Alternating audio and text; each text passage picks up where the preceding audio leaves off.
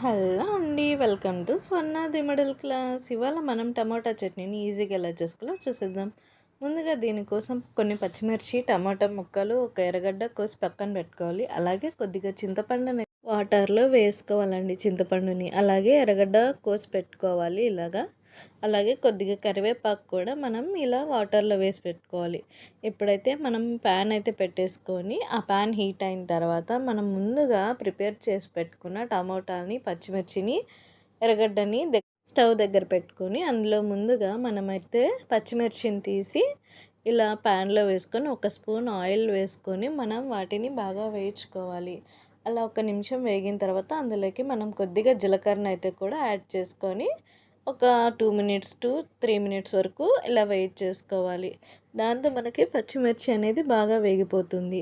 అలా వేగిన తర్వాత ఆ పచ్చిమిర్చిని అయితే మనం ప్లేట్లో పెట్టుకొని, తర్వాత అదే ప్యాన్లో మనమైతే ఒక స్పూన్ ఆయిల్ వేసుకొని, అందులో మనం ముందుగా కట్ చేసి పెట్టుకున్న టమాటా ముక్కలను అయితే తీసి అందులోకి వేసుకొని, ఆ టమోటాలు కూడా వేగేంత వరకు వేయించుకోవాలి.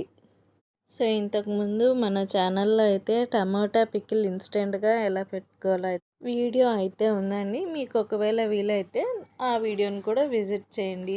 ఆ టమోటా పికిల్ కూడా చాలా అంటే చాలా టేస్టీగా అయితే ఉంటుందండి. మీకు వీలైతే ఒకసారి దాన్ని కూడా ట్రై చేయండి. అలాగే ఈ చట్నీని కూడా ట్రై చేసి ఎలా వచ్చిందో కామెంట్ చేయండి. సో, ఇప్పుడైతే ఇక్కడ మనకి టమోటా సగం ఉడికిపోయింది కదా! అలా ఉడికిన తర్వాత మనం ముందుగా తీసి పెట్టుకున్న కరివేపాకునైతే అందులో వేసుకొని ఒక 2-3 మినిట్స్ అలా వేయించుకోవాలండి. అలా వేగిన తర్వాత అందులోకే మనం చింతపండుని, అలాగే మనం ముందు కట్ చేసి పెట్టుకున్న ఆనియన్స్ని కూడా వేసుకొని ఒక 2-3 మినిట్స్ వరకు ఉడికించేసుకుంటాం. అక్కడికి మనం అన్నీ వేయించే పని అయితే కంప్లీట్ అయిపోతుందండి. అలా అయిపోయిన తర్వాత మనమైతే చల్లార్చుకోవాలి. ఆ టమోటా మిశ్రమం అంతా చల్లారాలి. అలా చల్లారిన తర్వాత మనం మిక్సీ వేసుకోవాలి.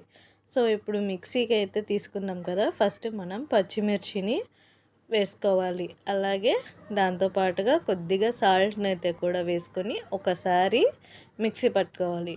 ఆ తర్వాత మనం ఇంతకుముందు వేయించుకున్నాం కదా! టమోటా, ఎర్రగడ్డ, చింతపండు, కరివేపాకు అవన్నీ ఇప్పుడు అందులోకి వేసుకొని ఇంకొకసారి మనం మిక్సీ పట్టాలి. అంతే అండి. ఎంతో టేస్టీ అయిన, హెల్తీ అయిన టమోటా చట్నీ అనేది మనకి రెడీ అయిపోతుందండి.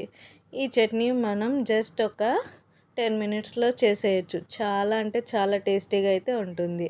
సో, ఇప్పుడు మనం కట్ చేసి పెట్టుకున్నాం కదా! ఇలా మనం ఆనియన్స్‌ని అయితే వేసుకుంటామండి చట్నీలో.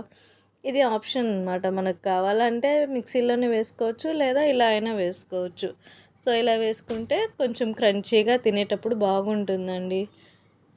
ఈ చట్నీ దోసలేకైనా తీసుకోవచ్చు, అలాగే రైస్‌లేకైనా తీసుకోవచ్చు, లేదా చపాతీలేకి కానీ, రొట్టెలకి కానీ ఏ దానికైనా తీసుకోవచ్చండి. ఈ టమోటా చట్నీ అనేది చాలా సూపర్‌గా ఉంటుంది. ఒకసారి మీరు కూడా ట్రై చేయండి. ఎలా వచ్చిందో కామెంట్ చేయండి. సో, మనకైతే ఇలా టమాటా చట్నీ అనేది రెడీ అయిపోయిందండి. సో, ఈ వీడియో మీకు ఎలా అనిపించిందో కామెంట్ చేయండి. లైక్, షేర్ అండ్ సబ్స్క్రైబ్ చేసుకోండి.